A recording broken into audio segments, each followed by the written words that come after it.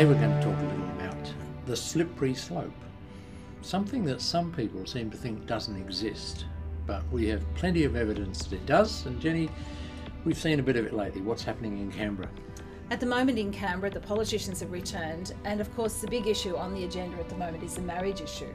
And we've seen a push recently by Malcolm Turnbull where he said that, well, he now supports same-sex marriage, but that if the marriage bills that are being considered by the Senate and the House of Representatives aren't passed, then he would like to see a federal civil union scheme.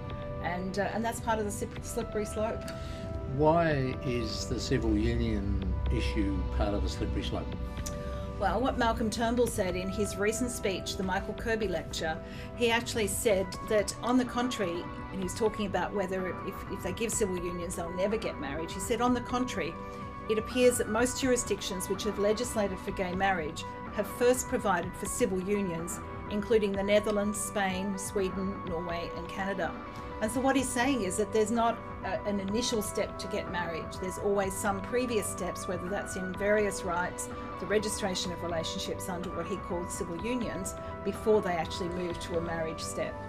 But aren't these things different things? Civil unions, relationship registers, are they not different things? Well, it's interesting that when Malcolm Turnbull actually mentioned the word civil unions, and he mentioned these countries of the Netherlands and Sweden and so on, in the Netherlands and Sweden, they actually are called registered partnerships. They're not really called civil unions. So civil unions is actually an umbrella term for these sorts of registered partnerships. So they're really all the same thing. So what we're seeing is different names for the same thing, but all of them being a precursor to actual marriage rather than being something which stops them getting married? Well, that's what we've seen around the world, and Malcolm Turnbull was right in saying that these countries have now got same-sex marriage. We've got at least 10 countries around the world with same-sex marriage, and that there have been something before that. Even the main homosexual activist group in Australia, Australian Marriage Equality, has a page on their website called Civil Unions, and they actually make this statement. And it says, Australia currently allows same-sex couples to enter civil unions in the Australian Capital Territory, Queensland, Tasmania, Victoria and New South Wales.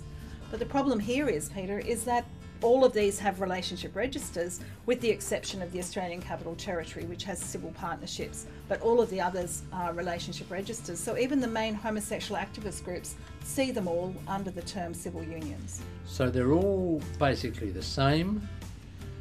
They're all a precursor to marriage. So the idea that we can give ground is actually contributing to the slippery slope, because if we give ground, then in fact the slope just keeps going down until we get to the stage where what they really want is equality becomes the reality through marriage.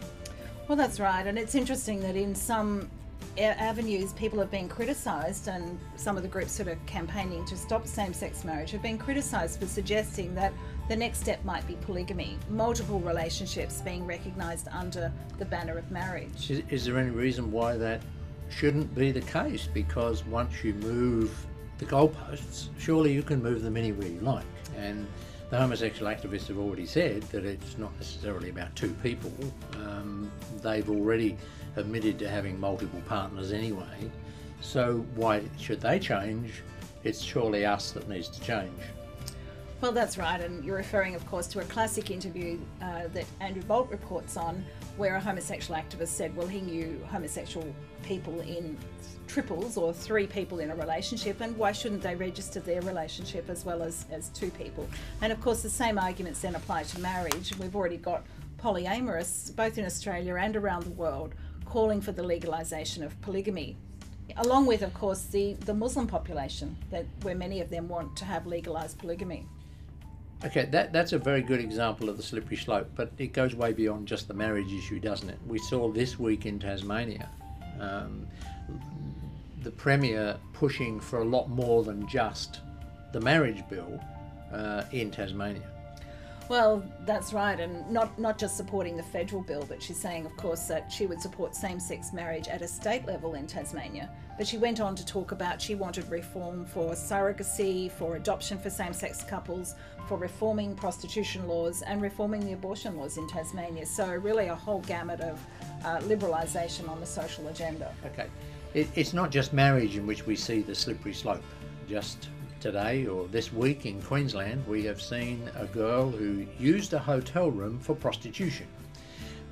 She was told by the hotelier that she could not use the room anymore, and so she took a case to the Anti-Discrimination Tribunal.